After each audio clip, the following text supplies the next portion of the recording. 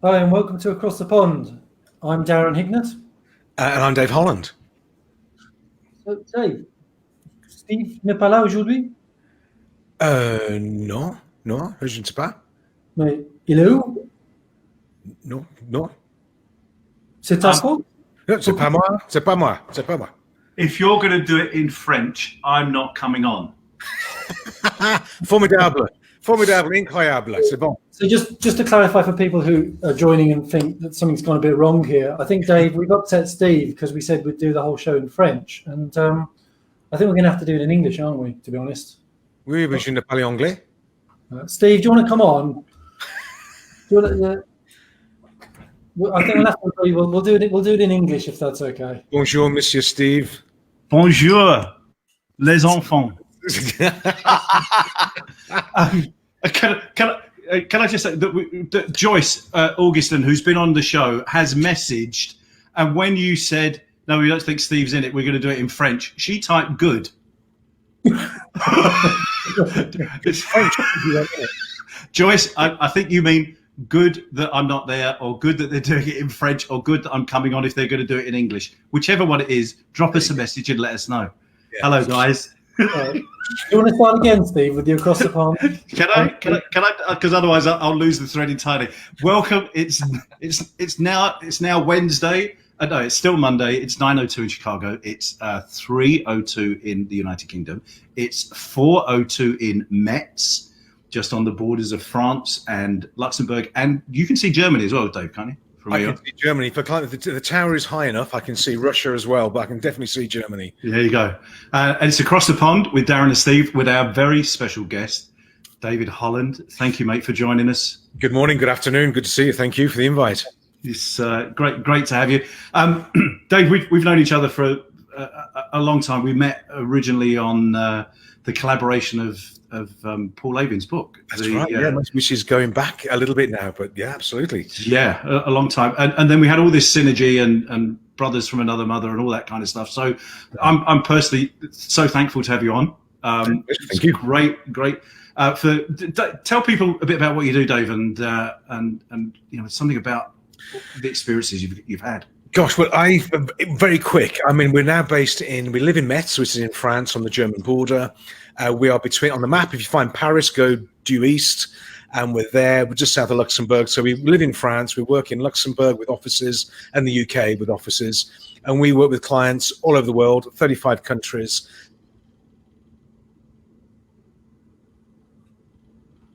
Oh, you're muted, Dave. You must have started speaking French again. So Dave will be right back with us, everybody. And there he is. And there he is. I don't know what happened. I didn't touch anything. Doing things live, isn't it? It is, my goodness. So my title, I'm going to say it very quick now, is I call myself a business co-pilot. I sit alongside business owners, execs, entrepreneurs, and help them grow and develop their business. And that's what we've been doing for nearly 20 years now. You do great work. I know, fabulously well. You did this series during the lockdown in France called From the Bunker. Yeah. Which personally some days had me rolling in laughter, but poignant and such a great message. Tell us about where did the inspiration come from? Where did the inspirations for your videos come from generally? Because I'd love to know. One of the things I found is that, and it was more about me. I did the videos, the daily update from the bunker, for my sanity rather than anybody else's. Because as everybody knows, and we all shared this thing together, we're on lockdown and we couldn't go out, couldn't go to the shops, all this sort of thing was crazy. And I thought, well, I want to put a message out there. And I did it. The reason I did it was I thought, well, this was going to be something to look back on. I sort of felt, I think as we all did, this was history in the making to a degree. And it's like a video diary, and you can see my hair gets longer by the day on the videos, all this sort of thing. It's like a video diary, really. And I thought, I can't just talk about being locked down in the office. I need to talk about something a bit different. And I just had a bit of time on my hands and did some research, and I was watching movies, looking for inspirational videos and content and storyboards, that type of thing, and anything that I thought I could relate to some sort of positivity, whether it's personal development or motivation or whatever it is. That's what I dropped in there. So they were about 5 or 6 minutes long, I think, each day. But it was just about, it's like a video diary. But the feedback I've had, like yourself, is that people actually, surprisingly, look forward to them as being a bit of a reference point, but a bit of fun, bit of engagement. And it was really good to build a bit of community spirit out of it as well. You're really active on LinkedIn. I know that we've had conversations about the power of that. What can you tell people about that? What's your experiences? What's the stuff that works for you? I think for what we do in the business, especially on lockdown as well, I mean, we've brought new clients on every month through the lockdown from a variety of countries, and people have clients that we've never met, rather than be on a screen. So it's really come into its own there. And I think that pattern for lots of people, whether you're in the consulting, training, coaching, whatever business you're in, this is useful. So what I did, I jacked up my visibility. And so what I do, my rule is, for me, I do a video every other day now, because we're busy again now. Video every other day, maybe 5 minutes long, and then I do 2 or 3 posts a day, text-only posts, and not all business to do with. I did one over the weekend. I don't know if you saw it, and I was sat here. I was going to record a video, and Lynn, my boss, as you know, had put the dog's bed in the washing machine to wash over the weekend. Dog's got nowhere to sleep, so the beagle Lucy comes in, jumps on my lap, and she's a big hound, and just falls asleep. So I took a picture, because I was sat on my screen, and put a picture on LinkedIn. Here's me, being the picture of me and the beagle got more visibility than me doing a video, which is quite depressing as well, But just content, here's me talking, here's me with the beagle lying on me, I think just like personality stuff, that's what people seem to respond to. And, everybody's got one. Just put personality out there and do text-only storyboards, updates, speak from the heart. I know you, Steve, you do this really well. Speak from the heart, let people know what you're up to. And that does it. It attracts a tribe. It really does. And that's how we get out. That's where we've got our clients. Most of our clients have come through from LinkedIn, video, social media over the last 3 or 4 months. And, we've got another 1 or 2 starting in August, all through social media, which is great. We've talked about this, and you've helped me immensely in terms of the authenticity of it, and stop. There's a lot of people out there that are just putting out motivational things and then But when we talked about this, you said to me about just let you shine through, right?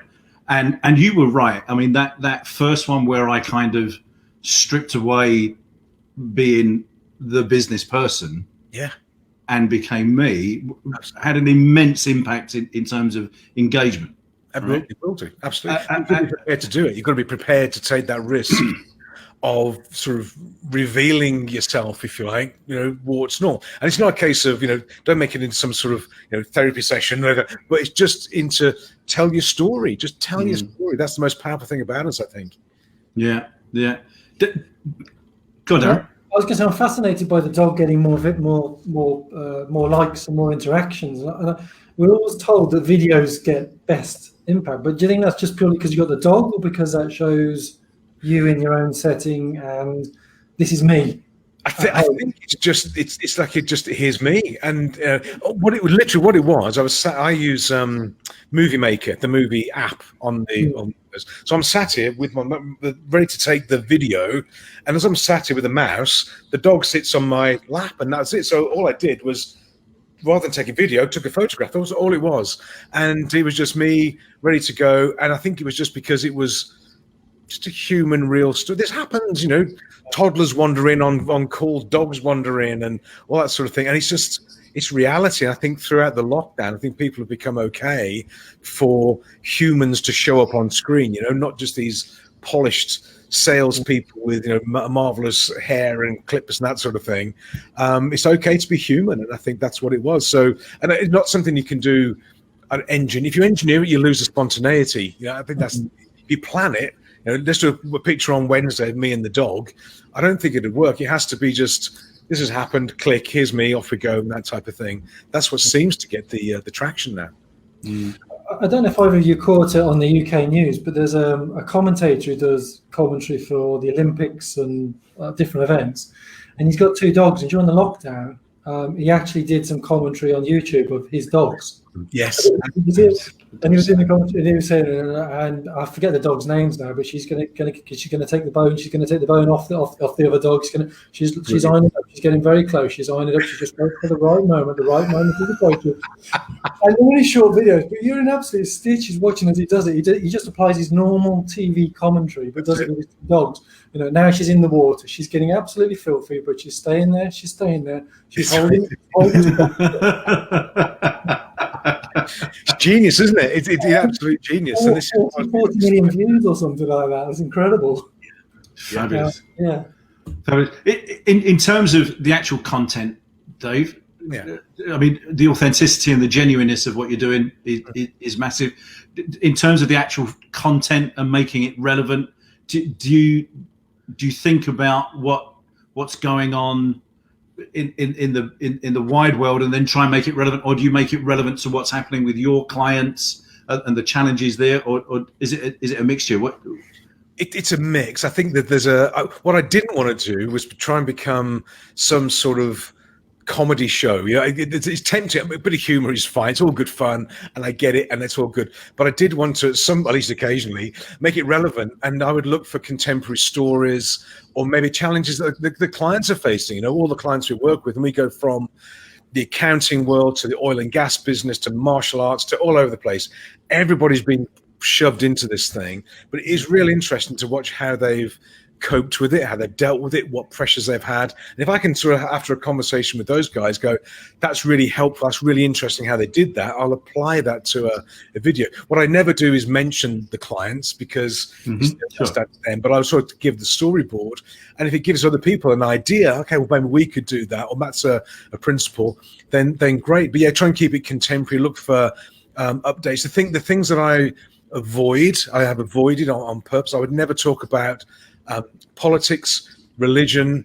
I wouldn't do a video that would mention, not that I don't think that there's a lot of good, valid causes out there, but I wouldn't mention, for example, the Black Lives Matter movement, not because I've nothing against it at all before we get shot, but whatever you do on those subjects, you cannot win.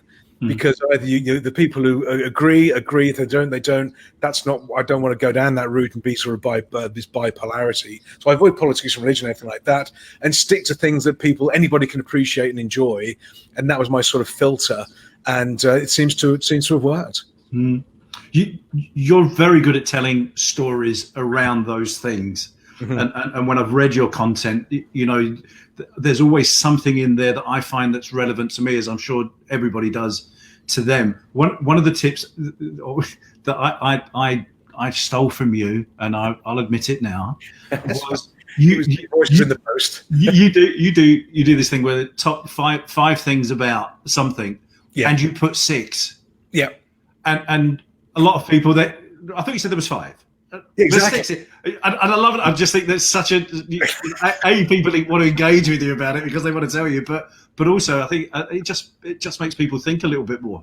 I had one. I do that quite a lot. It's just a bit of fun. And I put one. It was like the top 5 things, and there were 6, as you say. And the 6, it was something like customer service, and it was like, you know, value, blah blah blah. And the 6th one was always over deliver. And a guy came back to me on LinkedIn and said, there were 6, not 5. I said, yeah, did you read number 6? And he went and came back and went, oh, yeah, which was fine. You know, that's good. At least he's reading it. But yeah, I think you can have a little bit of fun. Even in business is serious, but most people that I know, I mean, you guys included, you've got to enjoy what you do. And it doesn't matter how tough and how strict and how regulated your business is. You've got to have a little bit of a smile about it, and you just to be able to enjoy the ride. And I think if I put that out there, because it's my personality, if people don't like it, well, guess what? They don't connect. Yeah, that's right. It's fine. If they do, and that's why. And as you know, you've met and connected with some of the people we work with. They're all the same. They're all good people, hardworking, bright, intelligent, particularly attractive. I only work with attractive people, if you notice. But they've got a good sense of humor, and they fit together. So that's what we want to work with. So if you want to attract people that are in your, not image, but in your sort of spirit, you've got to put your spirit out there as well, I think. There's a lot of anxiousness out there because of what's going on with COVID. I know Spain's gone back into into lockdown, and Yeah. there were scientists, a load of scientists here in the US at the end of last week saying, that America should be considering that again, and so on. What do you think the coping methods are for that? For people in business, I mean, do you take a deep breath and go, we still have to do something, or because I see a lot of people pulling the duvet over their head and thinking, let's wait and see. I think what we can't do is quit, because if you do, then the situation is won. I think in terms of what I'm seeing, for my experience and for people we're working with, is maybe you've got to adapt your product or your service to suit the situation, whether it's a different delivery method or a different focus or something like that. So look at what you do and how you do it. But then keep the visibility, jack the marketing up, be more visible, because even if the market, let's say the market contracts by 10%, which is not going to, it drops by 10%. All we need to have, because most people, I guess, were participating, watching this video, my market share in the world of what I do is 0.000001%. I'm not even on the radar. So if the market drops by 10%, I don't care. I just want a bit more of what's left, if that makes sense. If I'm a global player, if I'm a Coca-Cola, for example, market drops by 10%, I'm screwed. I've got nowhere to go. But for SME sector businesses, all we want is a bigger piece of a slightly reduced pie. So more visibility, more marketing. Get bold with your marketing. Don't put up there just, here's me, do you want to buy one? I think it's where the humanity side comes through. People buy from people, especially when they're scared, and there's a lot of fear out there. Lots of people have uncertainty, a lot of fear. People don't know what to do, where to go. If they can build that relationship with me, with you, with everybody watching, before they buy, but they reach out, they bought before they contact you. The people that are working with us signed up throughout this process. They bought before they picked up the phone. They just had, because they'd seen me, the videos, the content, the clients, all that stuff. They'd seen that, and then it made sense. If I hadn't done that, then it's just me being in sales mode. So I think put more marketing in, more visibility, more marketing. Yeah, it's fascinating, isn't it? Because Steve and I have talked about this on previous shows. So restaurants and pubs, it's particularly bad for them because they've got to close down when the government tells them to close down. But there's a pub just down the road here that started doing a Sunday dinner, the typical British Sunday dinner with the roasts and the pork with the apple stuffing and all that. And they started delivering. It was about £12 or $15, delivering to your door Sunday dinner, and they took advantage of the opportunity. So rather than waiting for, say, 10, 15 tables to fill in their pub, they're now delivering across the whole town of Basingstoke, where I'm based. Fabulous. We have a load of Sunday roasts delivering. And I don't know if they're making more money, I don't know for sure, but there must be a massive potential to suddenly deliver Sunday roasts to people's houses without them having to go out. Absolutely. They're taking advantage, they pivoted, or whatever the right word is, but they looked at the marketing and said, what's our proposition in these circumstances? And they've created a new market. Sunday roast to your door. Brilliant. I think so. It's looking at how you can just take what you do, what's your skill, what's your gift, whatever you want to call it, and deliver it in a different way. That's all. Now, in some businesses, it can't be done. I can't think of many, but it's bound to be. I think the classic one would be the salons and the hairstyles and that type of thing, and that's a tough one to sort out. So there may be some ways it's more difficult, but pubs. Restaurants, I know, doing this sort of thing. We do a lot of work with martial artists where they bring students into their academy and they teach them on the mats for 45 minutes and they all go away again. The next batch come in. That stopped overnight. And what they did, they went onto Zoom. They took their product onto Zoom. They delivered, and what they found was, and the two of these guys are working with, once they took it onto Zoom, first of all, the students loved it because they can do it they're on lockdown themselves anyway, so they can do it in the dining room or the back bedroom or something. But then they could get students that were outside of their geographic area because within 3 or 4 miles, you've got to go to the academy. They were getting students all over the UK, international students. It was crazy. In a good way, it was really good. So what they're doing now, they've come out of it and they're keeping the Zoom training and the academy training with the distancing and all this sort of thing. So actually, they've come out stronger than they went in. And that can happen with, I mean, then maybe the restaurants and the pubs will keep the home deliveries going. Well, great, why not do the pub food, the delivery food? And that might be, a bit of a generalization, but there's always a way through. There's always a way through doing something different, and it's to be really creative and find a way. Yeah, I think you're right. Creativity is the thing. We had Rachel on last week, Darren, didn't we? Who was in the fashion business and pivoted her business into making masks and so on. But eventually we'll go back, I'm sure, to the fashion side, but keep this whole kind of charity thing that she started up going as well. Going back to the LinkedIn and the authenticity and people buying before they actually get to you, a part of that is your engagement with them pre-contact, isn't it? That you will send back a message, you will thank them, you will offer a little tip here and there or whatever it is. How important is that to your success? Because for me, that it's imperative. Oh, I think the speed of response. I mean, people say to me, how quick should a message comes in, an inquiry comes in, how quick should you go back to? Should you go back within 72 hours? No, you should go back within 72 seconds. You should be on it. You've got to be there. You've got to be, 72 hours. You can grow a tree in 72 hours, for goodness sake. Anyway, so I think speed is key. Now, it doesn't mean you've got to sleep with your phone, on LinkedIn. But if somebody does a message, I will always go back. My target is to go back within an hour. And because I'm sat in my office now, we're engaging now. So we're on here for a time slot. I'll check LinkedIn for 10 minutes, not while we're speaking, you're okay. But when we've done, have a quick 10-minute talk because it's just bleeps. There you go. But just keep it live. So speed is the key, and I avoid. It sounds very strange. I avoid selling.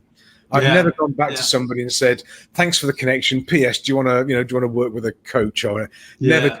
I work on the attraction pull, so they might have a question for me, about this or that, or what's it like in Luxembourg right now. I'll tell them. I had somebody who used to move house into Metz. They're coming from the US actually into Metz. And what's it like living in Metz? I said, well, here's some details, and whatever.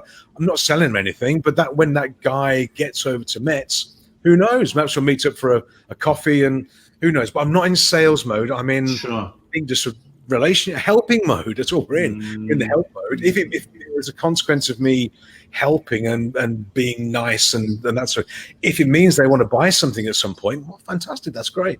And maybe slow it down a little bit. But I think that's the new way. People don't like to be hard sold to in these times. No, absolutely. Darren and I have talked on the show a number of times about free being, a very powerful thing when it's used properly. Yeah. And like the both of you, I'm always happy just to share knowledge and so on. But there are a lot of people that are, well, no, because you're paying for my, my intellect and my experience. My view is give it out, because as much as you give out, it's going to come back. It amazes me that generally some people, it doesn't matter who they are, but I know the type of people you're talking about, and they say, no, if I give any information ideas, they need to pay for it, because I spent 30 years learning this sort of stuff. Yeah, well, you know what? You can Google it anyway if you're patient enough. You can, whatever we know, you can Google it, but people don't want to do it. They want to get it, they want to fast track it. What my most sort of measure of this, I will tell people what I think they should do. Here's some ideas what you should do. What I don't do, because I don't know their situation, I don't tell them how to do it. And I'll tell them what to do, show them how to do it. That's great, happily. If they want to know how, then I've got to get closer and work with them. They want to know that's when we work together. But what to do, just let it go. It's easy. People can Google it anyway. Our knowledge is not that unique. We think it is. I think I'm unique and special, but you know what? Not really. It's a series out there and this sort of thing as well. You can try it. If in doubt, ask Siri, see what happens. Yeah, absolutely right. What about the future, like post-COVID, whenever that might be? How do you see things panning out? I wonder. I think this will post-COVID. I don't think it's going to be post-COVID for some time. I think it's going to get back to some sort of normal. I think the remote working, flexibility, face masks, sanitization, distancing, all those things will stay, I think. Can we get back into restaurants and the offices? Yes. But I think, looking at in Luxembourg, the big four, they've got thousands of people working in massive blocks up there. Well, they're doing a split shift now. It's 50-50, people working at home 2 or 3 days a week and coming in. And I think there's going to be implications there maybe for the property sector, because if people don't need massive offices, well, who knows what the future could hold. So there's going to be an adjustment, I think, in the market. But what I'm seeing happening is that businesses in the SME sector and the big guys, to be fair, are getting back to business. They're doing the deals are still being done, investments are being made, recruiters are still recruiting, and people are still buying websites. How we deliver it has got to be slightly different, i.e. more visibility over a screen, and you're not going to meet up for coffee and that sort of thing or drive around the country anymore. But, being on Zoom, we're in the Zoom world now, or the camera world. So I think it'll come back. I think most businesses are going to be fine. I think we've got to change our approach to the market, how we sell, how we're visible, and our delivery as well. As I said, we've got clients we've never met, and I was an extrovert, I thought, but I'm not. I've decided I'm an introvert now, so I'm going to stay here. So it's slightly different delivery, but no, huge opportunities there. I think that's one good thing about humans and businesses that survive, is that we evolve, we adapt, we change. We've got how on earth do we do face-to-face? Well, we can't, so we do Zoom. How do we do delivery? We can't go face-to-face again, so we do contactless delivery, and all these different things. And we adapt, whether it's in our life or whether it's in our work. In the business, what we do is we manage to do that. And those that don't adapt and don't evolve, especially in businesses, absolutely, don't evolve. So yeah, sure. Exactly. So I think the danger is, or that the frustration is that we only change when we're forced into it. It's like a human condition. Health and well-being, fitness and whatever, we do it when we're told to do it rather than want to do it on average. Well, we're being told to do it this time, so guess what? We're going to be fine. Just come out of it fighting. Yeah, necessity is the mother of invention, correct? Absolutely. There you go. Yeah, there you go. So to bring us back to the start of the show that I wasn't a part of. Bien sûr. Not that I'm upset about it. Our top tips this week, and Dave very kindly said he'd hang on and help us with these, are about actually speaking the language of your client, right? Yeah. So, top tips, gentlemen. Do you want me to get started? Yeah. I think from a marketing perspective, if you're targeting dentists as your target market, they don't want to arrive on a website that talks about chiropractors or accountancies. They want something that talks in their language, that shows that you understand their business and their problems and their pain points and how you can help them and give them advice that's related to them. So for me, I would say language, but language is the business or the industry that you're in. So I would say from a marketing perspective, any web design or any marketing advertising, any communication of messages should be adapted, not a we'll sort you out, we'll help you out. It's we'll help you out as a dental practice because we understand your issues. That's my top tip. Sure. Dave, I don't know what you've got.